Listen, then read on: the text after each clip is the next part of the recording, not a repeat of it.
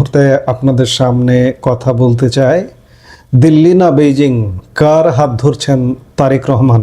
বিষয়টি নিয়ে আলাপ করবার আমাদের সংবাদের সোর্স হচ্ছে উত্তর পূর্ব ভারতীয় গণমাধ্যম নর্থ ইস্ট নিউজ, এবং নর্থ ইস্ট নিউজে বাংলাদেশি সিনিয়র সাংবাদিক এনায়েত কবির আজকে একটি স্টোরি করেছেন। সেই স্টোরির আলোকে আমরা কথা বলতে চাই। স্টোরিটির শিরোনাম, which way will Tarique Rahman tilt China, India or United States? অর্থাৎ তারেক রহমান কোন দিকে ঝুঁকছেন, চীন, ভারত নাকি মার্কিন যুক্তরাষ্ট্র?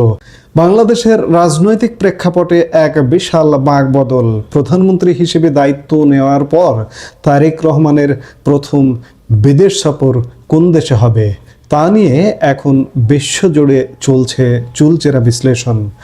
ভূ রাজনৈতিক জটিলতার গোলকধাঁধায় তিনি কি হাত মেলাবেন চীনের সাথে, নাকি গুরুত্ব পাবে ভারত কিংবা মার্কিন যুক্তরাষ্ট্র? এই মুহূর্তের ভিডিওতে আমরা এমন কিছু চাঞ্চল্যকর তথ্য বিশ্লেষণ করব যা বাংলাদেশের আগামী কয়েক দশকের ভূ রাজনীতি বদলে দিতে পারে। বিশেষ করে কেন পররাষ্ট্র মন্ত্রণালয় এবং বিডার শীর্ষ কর্মকর্তারা এখন বেইজিং মুখে, সেই গোপন সমীকরণ আজ আপনাদের সামনে তুলে ধরব। প্রধানমন্ত্রী তারেক রহমানকে আগামী জুন মাসে চীনে নিয়ে যাওয়ার জন্য মরিয়া হয়ে কাজ করছেন পররাষ্ট্রমন্ত্রী খলিলুর রহমান এবং বিডার চেয়ারম্যান আশিক চৌধুরী। গুঞ্জন শোনা যাচ্ছে গুয়াংজুতে একটি বিডা অফিস দ্রুত চালু করার জন্য তারা একটি চীনা ইভেন্ট ম্যানেজমেন্ট কোম্পানিকেও নিয়োগ দিয়েছেন। পরিকল্পনা হলো প্রধানমন্ত্রী সেখানে গিয়ে অফিসটির উদ্বোধন করবেন।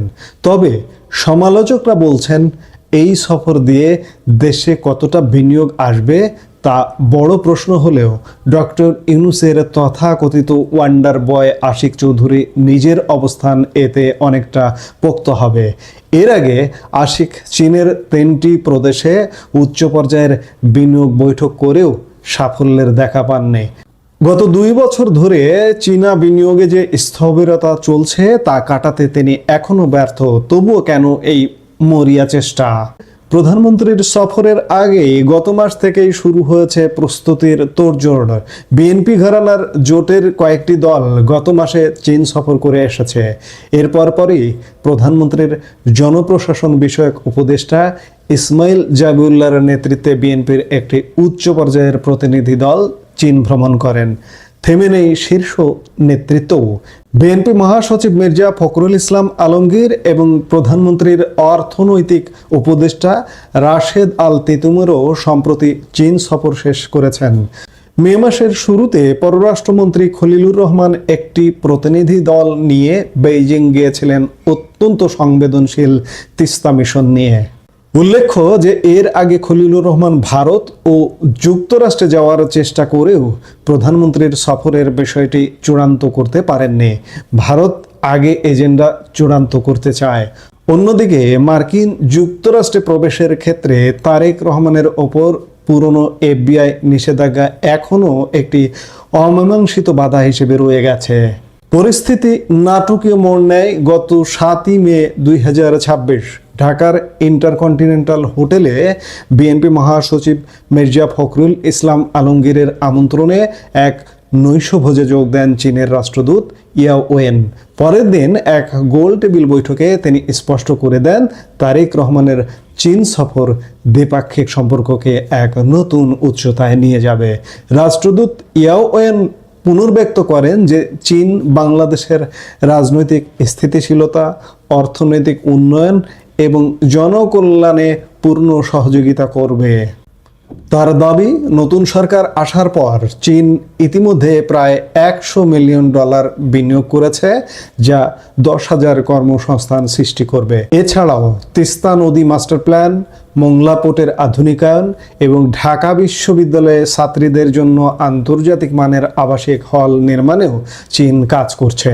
জ্বালানি খাতেও চীনের আগ্রহ তুঙ্গে। গ্রিন এনার্জি, আইটি এবং ইলেকট্রিক ভেহিকেল নিয়ে তারা কাজ করতে চায়। মজার ব্যাপার হলো বিএনপি সরকার 10,000 মেগাওয়াট সৌর বিদ্যুৎ উৎপাদনের যে পরিকল্পনা নিয়েছে, চীন সেখানে প্রধান সহযোগী হতে চায়। অন্যদিকে সাধারণ মানুষের যাতায়াতের ক্ষেত্রে ক্ষেত্রেও চীন এগিয়ে যাচ্ছে। এবছর তারা 32,000 বাংলাদেশিকে ভিসা দিয়েছে, যা বছর শেষে 1 লাখে পৌঁছাতে পারে। বর্তমানে সপ্তাহে 45টি সরাসরি ফ্লাইট চলছে ঢাকা চীন রুটে। এর ঠিক বিপরীতে ভারত পশ্চিমবঙ্গের নির্বাচনের দোহাই দিয়ে বাংলাদেশিদের জন্য পর্যটন ভিসা অনির্দিষ্টকালের জন্য স্থগিত রেখেছে, যা জনমনে প্রভাব ফেলছে। তারেক রহমানের এই সম্ভাব্য সফরে মূল এজেন্ডা দুটি: এক, তিস্তা প্রকল্প এবং বাংলাদেশ চীন মিয়ানমার সংযোগ সড়ক। এটি শুধু বাণিজ্যিক নয়, বরং চরম কৌশলগত।